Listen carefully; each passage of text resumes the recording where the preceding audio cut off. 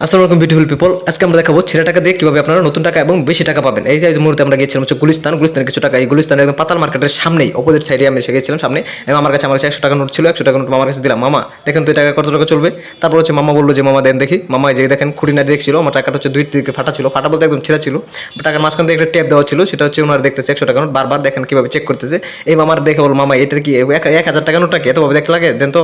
মামা বললো না না মামা এই দেখেন আমরা এই টাকা দিয়ে। তারপর মামা বললো যে মামা আমি সর্বোচ্চ এই টাকা দিয়ে 70 টাকা দিতে পারবো। আমি বললাম না মামা 70 টাকা হচ্ছে আমি জগন্নাথ থেকে আসি এত দূরে থেকে, আপনি 70 টাকা দিতে পারবো না, আপনি 90 টাকা দেন তাও দিতে পারেন। মামা বললো না মামা এত পারবো না, তো দিতে বলতে পারেন না, চলে যেতে পারেন। তারপর অনেকক্ষণ চিন্তা ভাবনা করার পর বললাম যে না মামা আচ্ছা দেন, যেহেতু আসছে অনেক কষ্ট করে দেন দেন। তারপর হচ্ছে মামা দেখলো আবার টাকা নিয়ে গেছে, এই দেখো যে ওনারা নিয়েছে টাকা। এখন হচ্ছে ওনারা আমার একদম আমি বল চকচকে টাকা দিচ্ছে। আমি বললাম মামা নতুন কিছু টাকা দেন। মামা বললো না বাবা এখানে নতুন কোনো টাকা নেই, এই যে আমি একটা 5 টাকার নতুন বান্ডিল আপনার দেখাচ্ছি, এই টাকাটা হচ্ছে আমি নিতে চাচ্ছিলাম যে আমাকে এই সম্পূর্ণ টাকাটা দিয়ে দেন। ওরা বললো না বাবা এই টাকা হবে না। তারপর হচ্ছে আমাদের এখানে ওনারা 70 টাকা দিচ্ছে।